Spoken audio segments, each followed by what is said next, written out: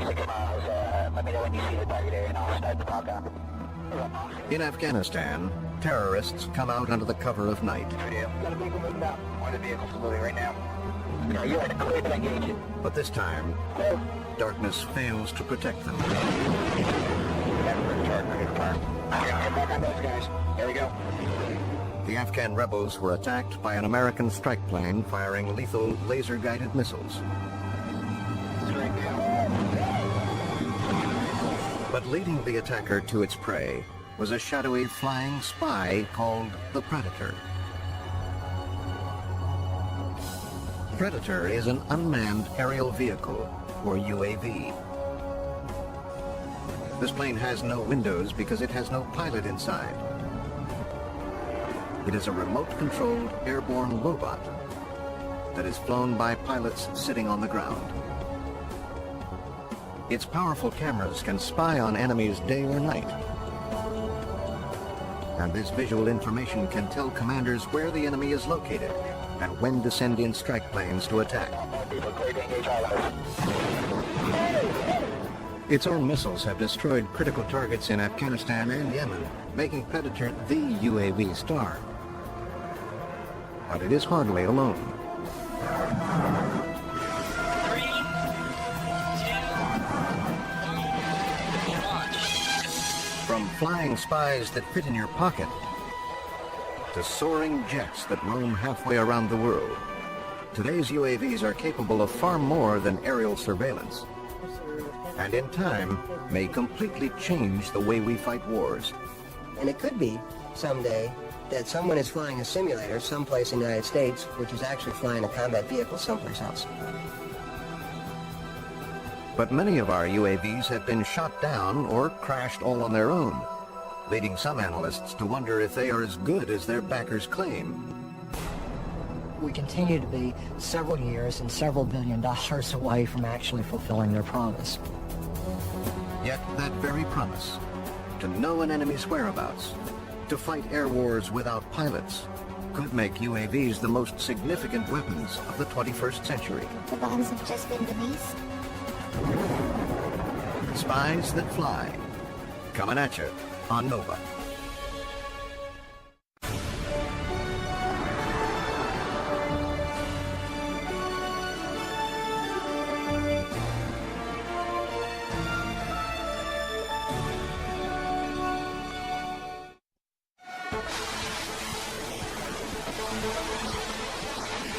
In the Persian Gulf War, America unveiled a dazzling array of high-technology weapons, led by computer-guided cruise missiles,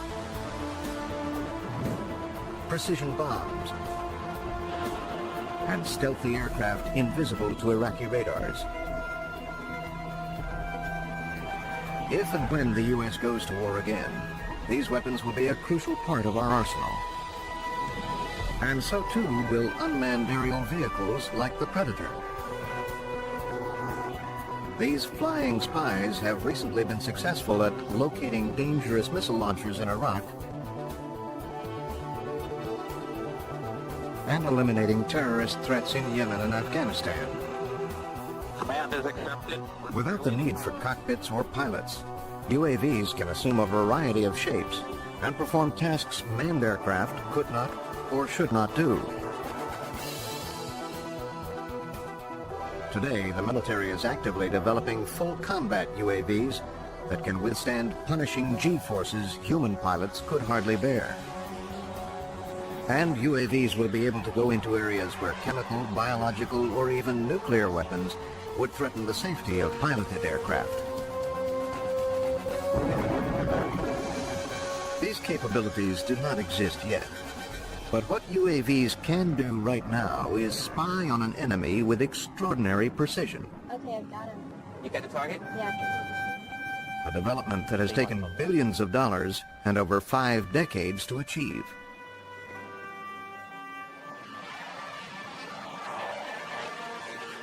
Long before unmanned aerial vehicles, this piloted aircraft, the U-2, was synonymous with the word spy plane,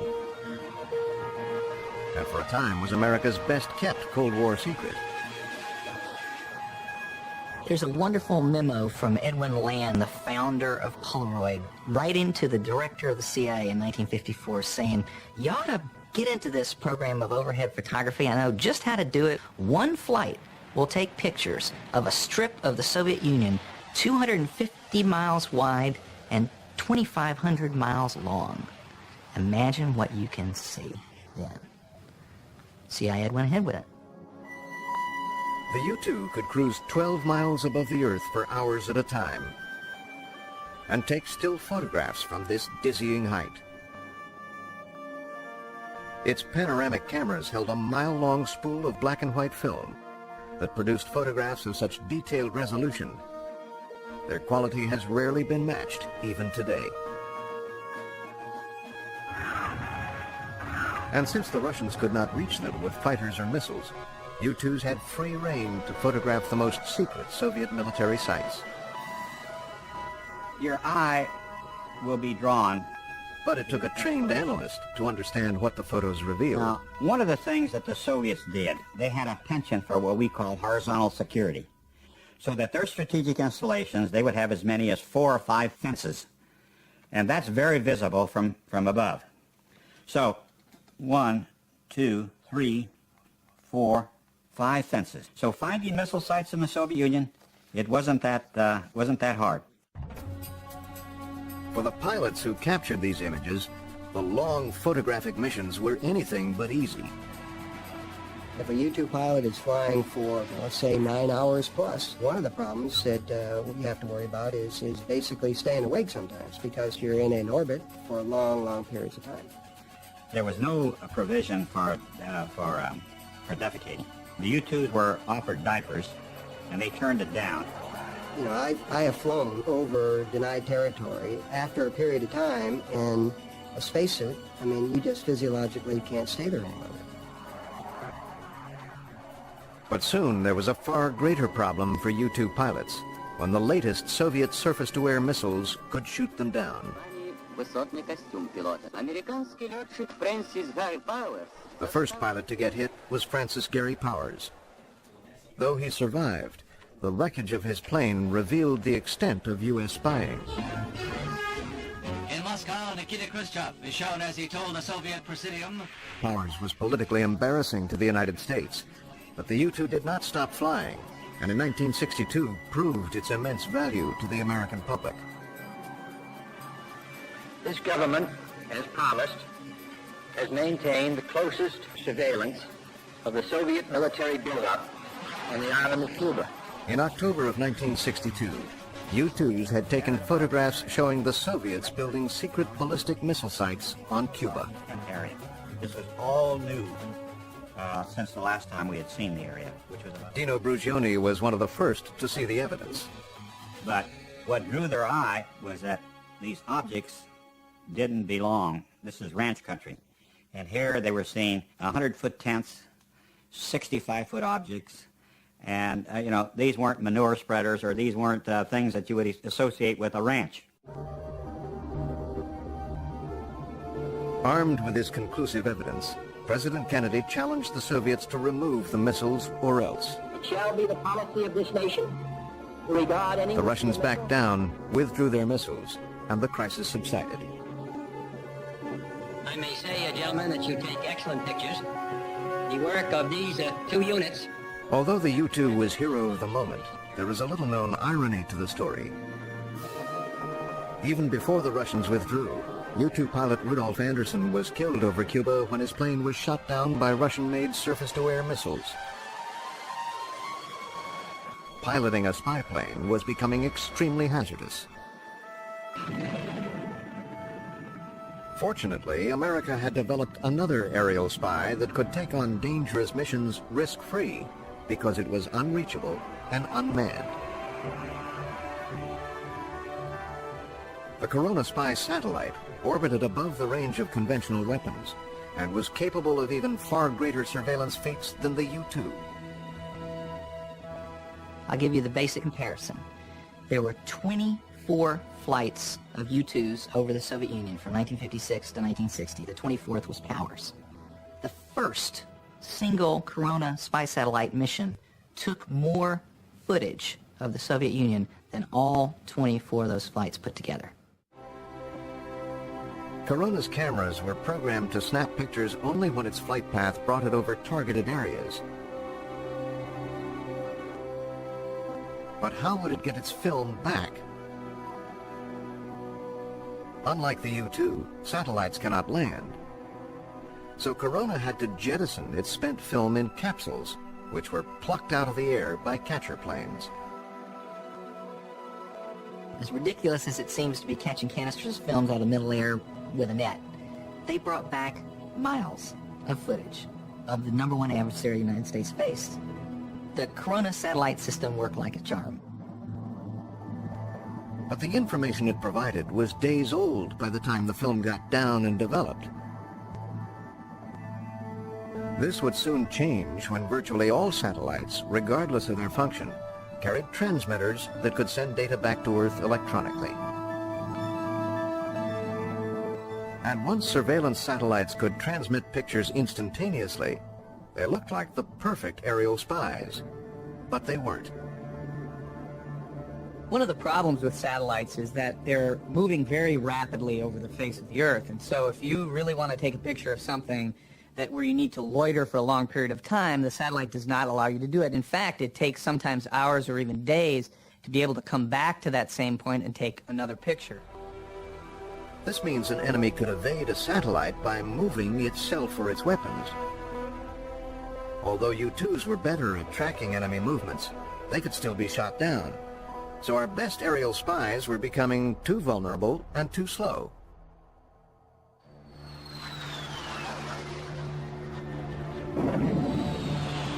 Both limitations were made painfully clear in Vietnam. Cloudy and covered with jungle, it was difficult to get clear pictures of the enemy from either of our flying spies. Even worse, North Vietnam had acquired the latest Soviet anti-aircraft guns and missiles which could be quickly moved from place to place. And since we couldn't find these weapons, American pilots were always at risk of getting shot down. We lost pilots, we lost aircraft, and many of those pilots ended up being huge political liabilities because they ended up being prisoners of war. Not only were pilots at risk, American ground troops kept blundering into enemy traps. What the U.S. desperately needed was an unmanned aircraft that could find our adversaries before they found us.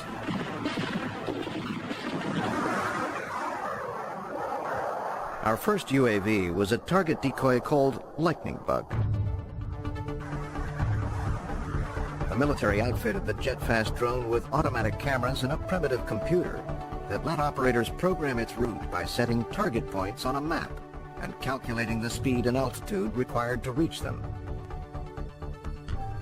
But this crude navigational system was not very accurate, and the Bug would often parachute back to Earth without one frame of useful film in its cameras.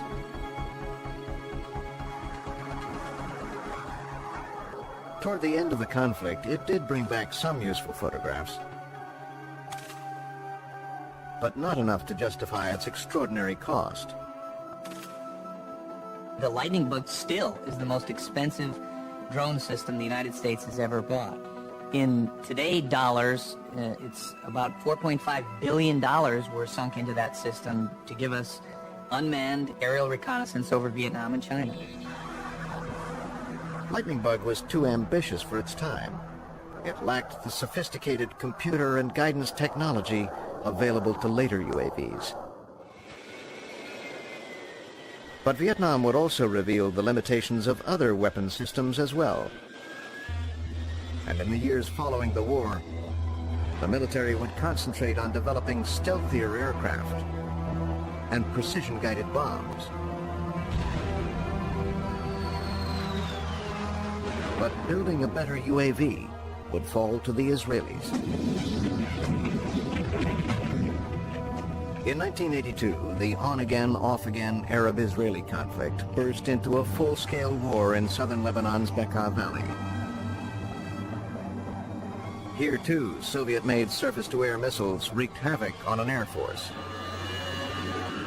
The Bekaa Valley was a death trap.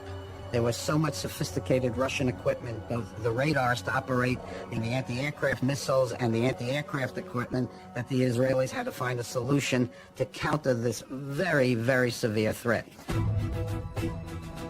What the Israelis rolled out to meet that threat was a meek little propeller-driven UAV with no firepower whatsoever.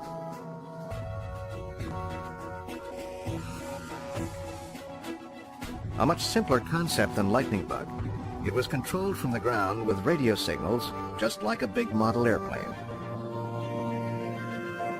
And like a model airplane, it was slow and had limited range. But the Israelis installed signal generators on the little flyers that created the radar signature of much bigger planes. On June 9th, 1982, the Israelis sent a wave of UAVs straight at the Syrian missile sites. The UAV sent out false signals that made the enemy think that they were fighter airplanes, and they turned on the radars. Once those systems became active, they were then vulnerable to jets that would come in and launch anti-radiation missiles at those systems. It allowed the Israeli Air Force to destroy all of the radars which control the ground-to-air rockets. Once the SA-6 systems were neutralized, the Israeli Air Force had free reign over the Bekaa Valley and proceeded to shoot down almost any Syrian aircraft that got into the air. If I remember my numbers, it was 96-0. The Israeli UAVs also carried live video cameras. Now they could track enemy movements in real time, and if necessary, direct ground or air forces to take them out. Israeli success in 1982 had a great impact on the U.S. military because, frankly, we didn't have that kind of a capability at that point. As late as 1983, when the horrible Marine Corps barracks bombing occurred, we still did not have any ability to use an unmanned vehicle to get up over the top of Lebanon and Beirut and see what was happening. In 1983, a terrorist car bomb destroyed the Marine barracks in Beirut, killing 300 men. Once again, a swift and stealthy enemy had inflicted a devastating blow.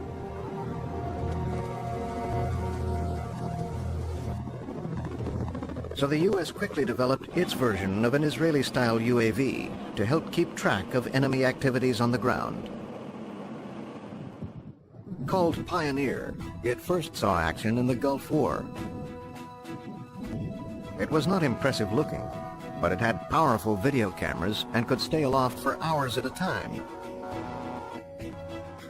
It was assigned to Navy battleships to give gunners a bird's-eye view of their targets.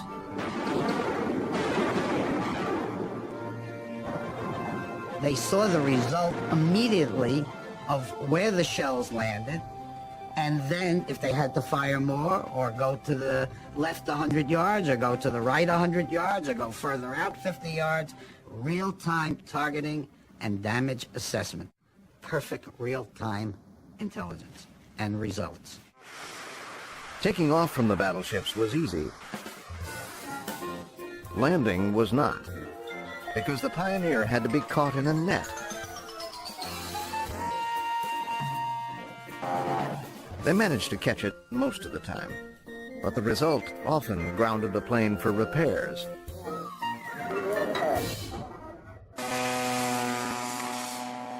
Ironically, another Pioneer drawback led to one of the most bizarre incidents of the war.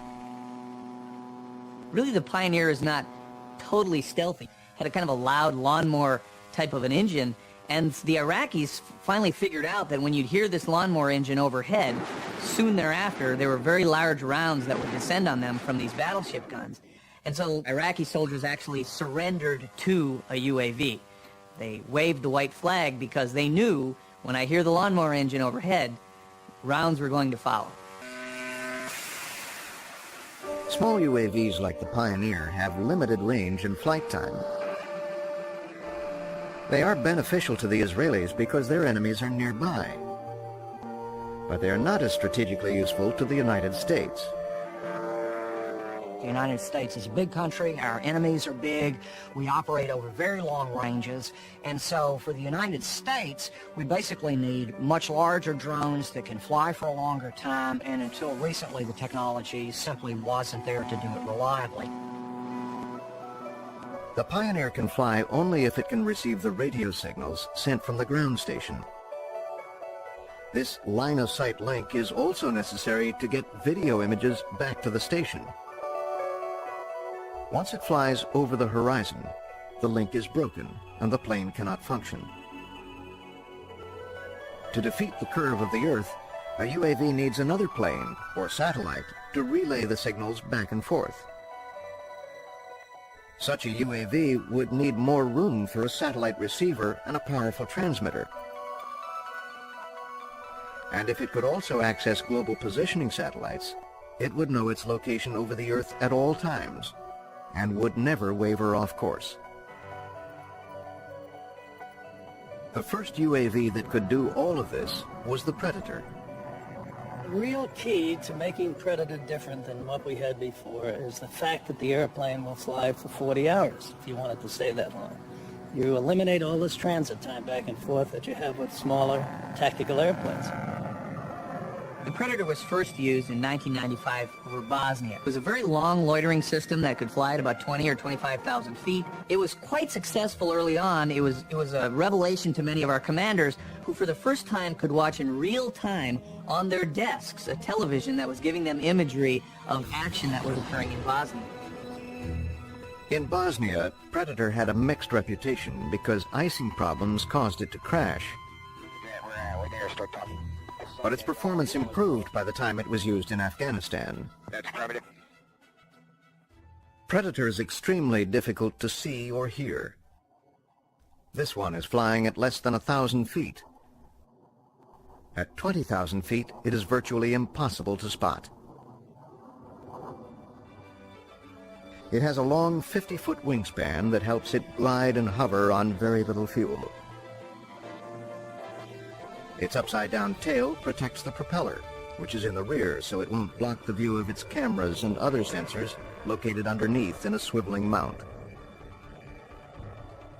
Here are the lenses for its color daylight camera, its infrared camera, which sees heat signatures at night, and its synthetic aperture radar, a dazzling new sensor that can literally see through clouds. Normal radars can also see through clouds, but the objects show up as blips on a screen. We had really highly trained people to interpret radar images. We used to call it blobology, because you saw these images that look like blobs, and they come back and say, well, that is an SA-5. And you'd look at it and go, right. But synthetic aperture radar can take those blobs and recreate a real-world object. Today, I can interpret what it is. So the resolution from radar is just incredible. And Predators are equipped with one other system that proved so successful in the Gulf War.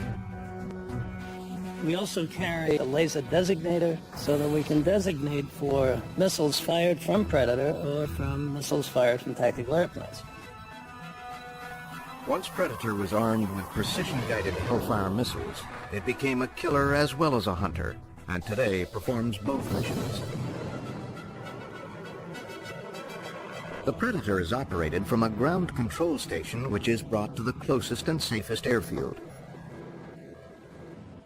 Probably just keep scanning the area, see if you can pick up any targets to the west of the field. Inside, an actual Air Force pilot flies it with a joystick, or puts it on autopilot as if he were in a real cockpit. Okay, I'm going to come hard about, headed towards the target to reduce the range. We can get a better... He monitors the plane's altitude and speed, and can even see through a camera mounted in the plane's nose. Alright, that's how we'll do that. A sensor operator scans video monitors, watching for enemy activity. Okay, I've got him. You got the target? Yeah, he's moving towards the gate. How we doing? Doing perfect. In this exercise, the team has found an unauthorized vehicle in a restricted area. Thank you. The Predator's camera tracks and notes its position, and stays glued to the target, which cannot escape even when the driver realizes he's being followed. It's not getting away from you. Okay, coming to a right turn, heading due south. Today, then we get to keep an eye on it, I guess. Yeah. But here we see the camera zoomed in on the target. When the Predator's cameras try to survey a wider area, they are not as effective. Predator is a very good way for following a truck driving down a highway. It's not a very good way to look over an entire city to try to find that truck to begin with.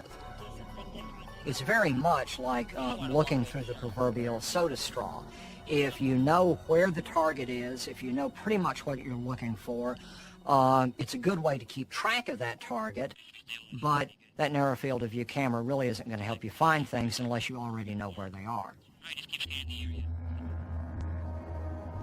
The lower Predator flies, the clearer its images become. But this increases its vulnerability. So it's safer to operate at night. But this is not always possible. Here, a Predator monitoring activities in Iraq is being targeted by Iraqi missiles.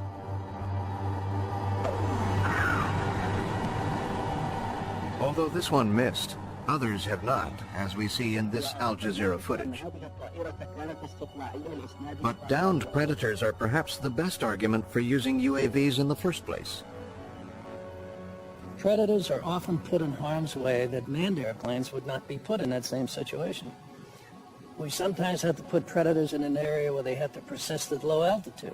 And the closer you get to the gun, the better chance they have of shooting you down. If manned airplanes were doing these same missions, there's a pretty good chance that they would get shot down too. The Pentagon considers the Predator a success despite its rocky start in Bosnia.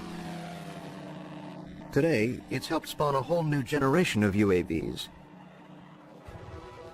including the Global Hawk. Rushed to Afghanistan while still in flight testing, this is the largest and most ambitious UAV the military has ever fielded. Global Hawk is jet-powered and cruises at 65,000 feet. Flying at this height, it is vulnerable only to the most sophisticated missile systems. And though it is monitored like the Predator, it doesn't require a ground pilot to fly it. This plane can be programmed to fly itself, from takeoff to touchdown. Vehicle accepted, autonomous, stop taxi. We're stopping. Global Hawk is autonomous. It flies itself. There's no joystick, there's no man in the loop. You just press a button and it's go. And the guy on the ground who's monitoring the system can go take a break, he can go home, another guy can take his shift. It's a much easier logistics problem. Currently, Global Hawk is a no-weapons, pure surveillance platform. Its big wings help it glide and conserve fuel.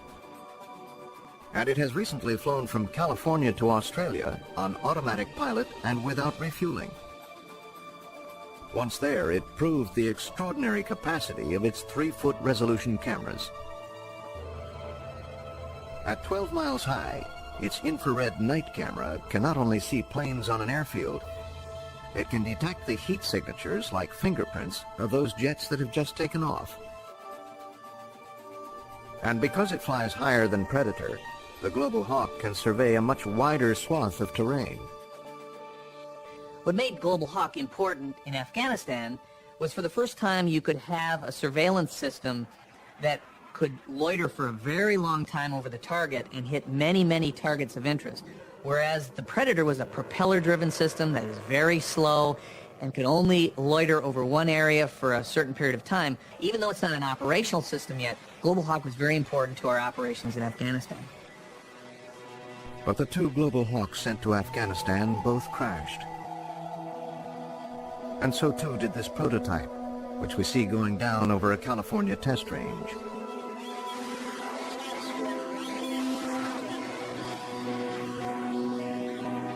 In a desperate attempt to regain control, operators try releasing fuel to make it lighter. But like most pilotless planes, it was not equipped with a costly backup control system. So the big jet keeps spinning and tumbling until it crashes. The cause linked to software problems.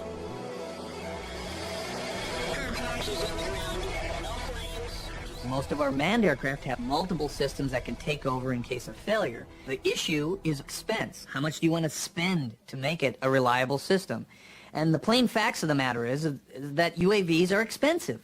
In order to make a very sophisticated air vehicle do the kinds of things that the U.S. military wants it to do, it is going to cost money.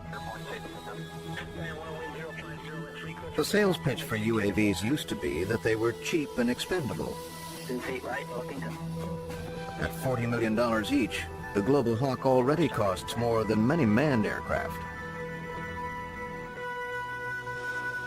Now, to make it reliable, its price tag will certainly rise. But will more money produce a better airplane? The Air Force is betting it will. Global Hawk has done a fantastic job for us.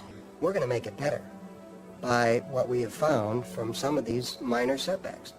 If in World War I we stopped flying airplanes because people were crashing airplanes during training, where would we be? It ain't going to stop. We're going to make them more, we're going to make them better, and we're going to employ them more. I mean, that is the future. But will the big UAV come online as successfully as its advocates hope? The United States has been working on reconnaissance drones for upwards of half a century now, and the Predator is the only one that's really gone into production with some degree of satisfaction. We're on the verge of being able to get these UAVs to give us some really important capabilities, but we continue to be several years and several $1 billion away from actually fulfilling their promise. Although UAVs have had their ups and downs, this hasn't stopped the military from trying new ones, especially smaller, less expensive models. The Navy's Rick Foch has created more small UAVs than anyone. As you can see here, the airplane comes apart in 5 modular sections with a no-tool assembly. Dragon Warrior is being designed to be transportable in the back of a Humvee. We were looking at the ability to take the small UAV technologies and fit a small aircraft into an American Tourister suitcase. Because this is the type of vehicle that a special agent might be interested in using, number 007. This is one of my very favorite small UAVs. This aircraft was initially designed to fly in the atmosphere of Mars for planetary exploration and be deployed from a space capsule. Hey!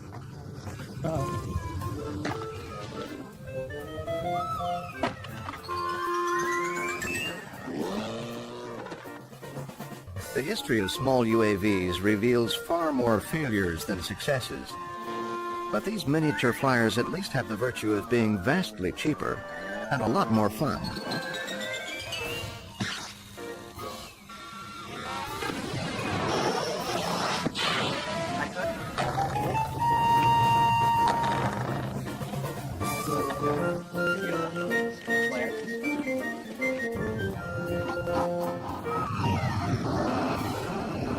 When you have it set, then you say, clear prop. Clear prop. Now, after decades of limited results, there is finally optimism over this plane.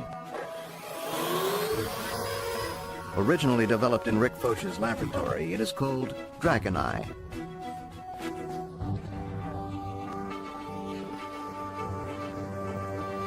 One immediate question for small UAVs is why? With soaring platforms like Predator or Global Hawk, why develop midget flying spies? You know, when you see a Predator or a Global Hawk as they've been used in Kosovo or in Afghanistan, the information for those always goes to higher headquarters. It's very difficult to get that information to a company commander, to give him information he needs in a timely manner.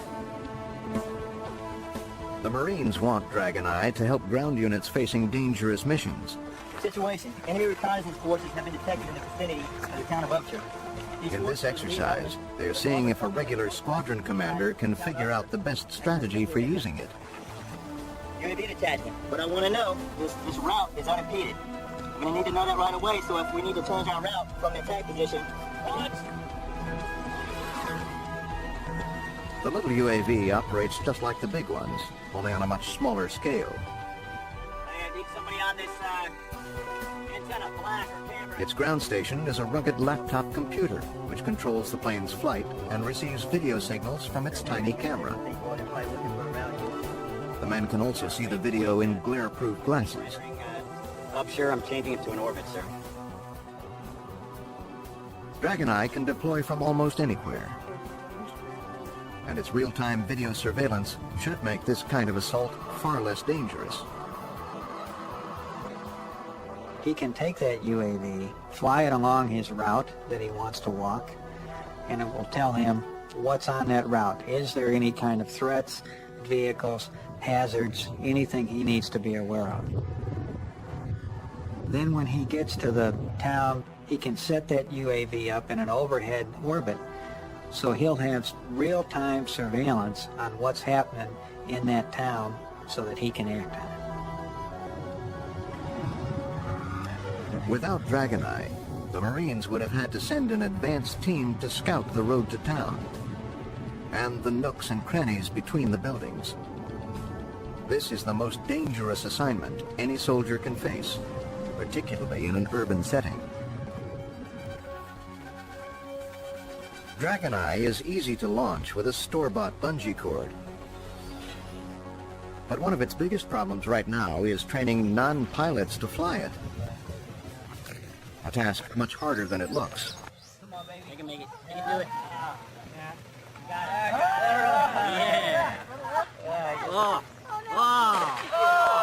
This is why the little airplane is built tough.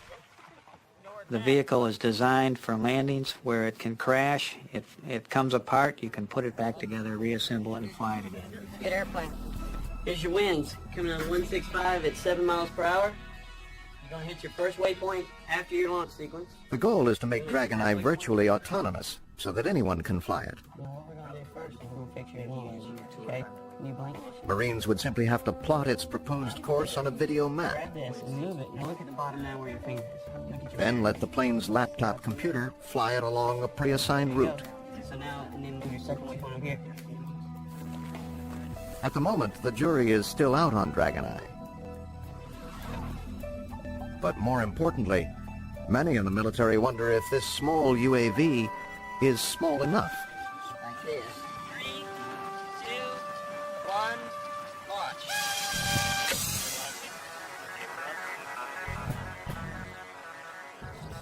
Here's the Black Widow.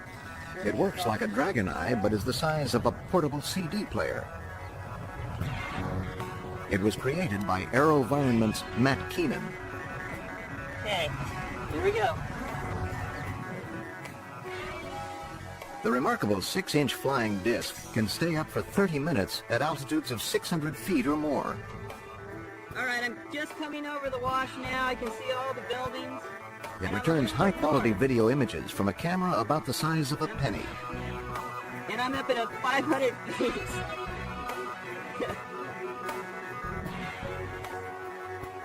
But its limited flight time and its instability in any kind of inclement weather are serious drawbacks to overcome.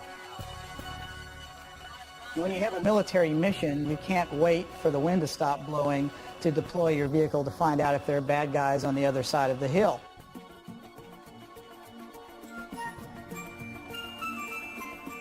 But what about indoors, where tiny flyers would not be bothered by the weather? Here, for the first time, roofs or walls would not thwart a flying spy. But an inside UAV would have to be extremely small. And it would have to fly like, well, a fly, flapping wings and all. If you're trying to make a small robot vehicle fly inside, fixed-wing vehicles fly too fast to go down corridors and make turns. But with a flapping wing device, the energy is much lower and spread out in time, and we could survive a wall strike perhaps and continue the mission.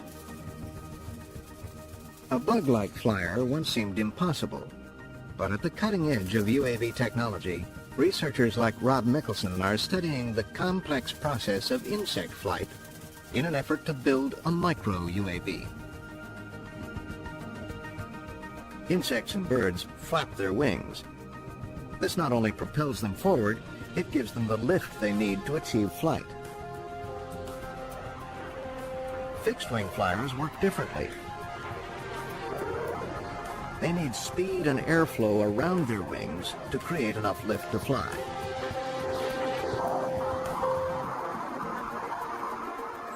Insects experience the air differently than planes. To a bee, the air is thick like water.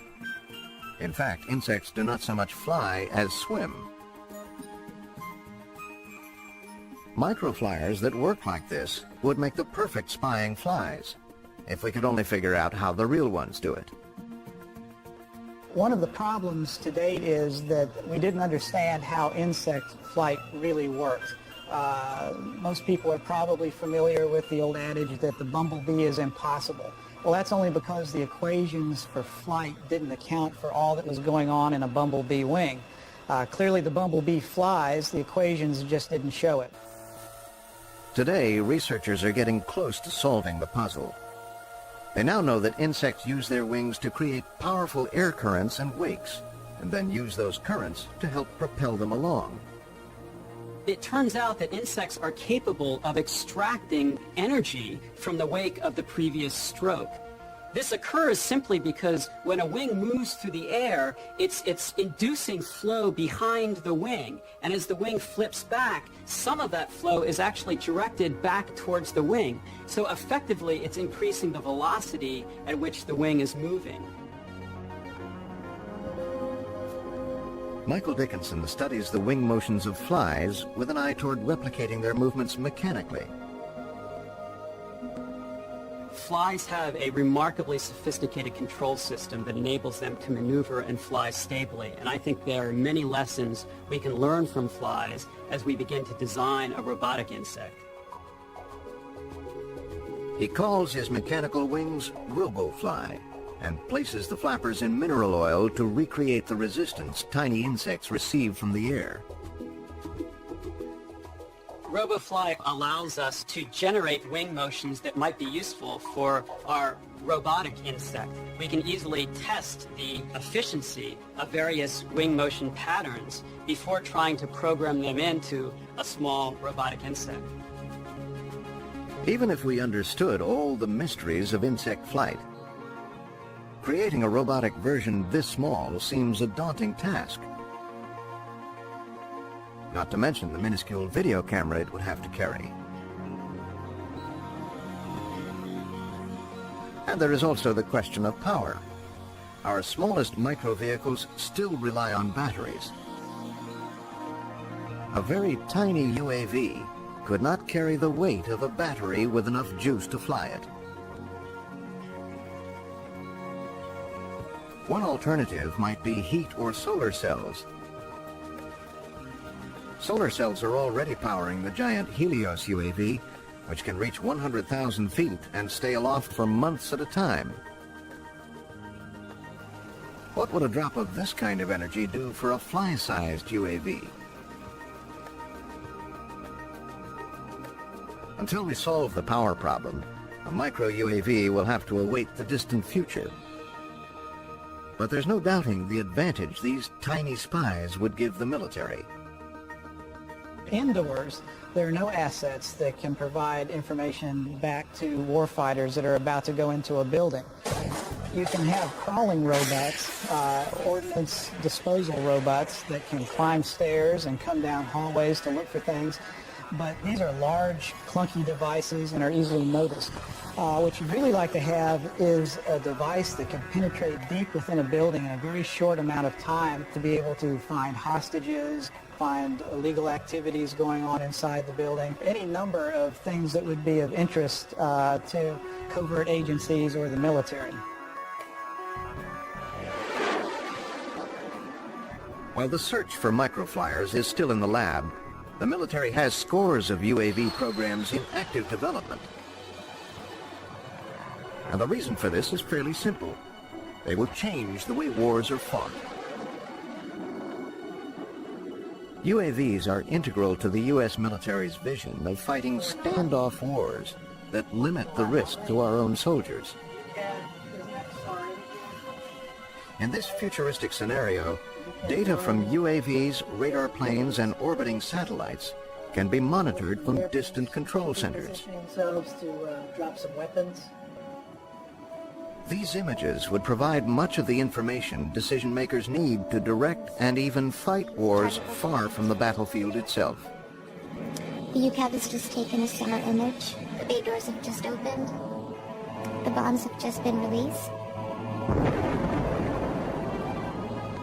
And they someday expect to have a standoff way to translate this information into action with an unmanned combat air vehicle or UCAV. Stealthy, jet-powered, and capable of autonomous flight. These would be light years ahead of the armed Predator and could even dogfight like manned jets. Down there. More importantly, UCAVs would probably become the initial strike force in a full-scale war. A UCAV will be one of the first systems you'll normally send into an environment because we never have perfect intelligence about what our adversary is doing. So it's very attractive to be able to send a highly capable, lethal system that is not manned before we start sending manned aircraft in there. But will pilotless strike planes increase targeting errors? Like this one in Kosovo, when a bomb mistakenly hit the Chinese embassy, killing several innocent people. The Air Force contends that UAV cameras have the potential to decrease all bombing errors by providing better intelligence to decision makers. In the future, we'll see less wrong targets hit because of UAVs, because we will fuse multiple information sources to have better, precise information of that target. The Air Force uses this Afghan strike footage to make its case that UAVs can eliminate mistakes and increase target accuracy. A Predator has followed a confirmed group of terrorists to this village. Do not engage the mosque. Mosques, according to our rules of engagement, are off limits. We don't hit those. But we knew all around this area, all around those buildings, were lots of Taliban and Al-Qaeda. So we were waiting for just the right time. One of the vehicles are moving right now. You're at the clear for engagement.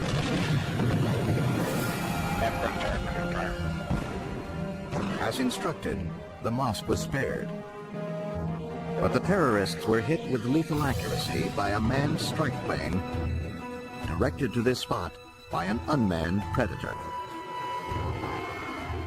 If an armed Predator had performed this mission on its own, it would have followed the same rules of engagement.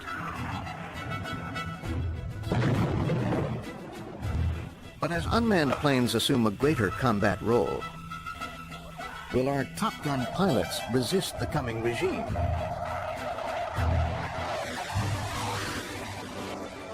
This idea that pilots are obstructing UAVs is called the white scarf syndrome. You simply can't make that argument in an environment where this one nation is pursuing UAVs like no other. In many cases, that it is pilots who have been pursuing this technology because of the way it complements their job in combat. Many of these UAVs will do jobs that pilots definitely don't want to do because they're going to get killed. Whether Right Stuff pilots will really embrace the new hardware remains to be seen. But the number of UAVs are increasing every day and are going beyond military tasks as well. They are already conducting weather analysis and watching borders for illegal immigrants and drug smugglers. After September 11th, UAVs flew surveillance missions over the White House. And there are plans for UAVs to provide security for dams and pipelines. All missions that were once flown by manned aircraft. And there is clearly more to come. We cannot uninvent uninhabited air vehicles. They are here to stay. It is the future. But in my lifetime, I will tell you that we had the ability that I could get on a commercial airplane and there may not be a pilot on it. This is no pilot speaking. Please fasten your seatbelt. relax and enjoy the flight. But will anyone buy a ticket?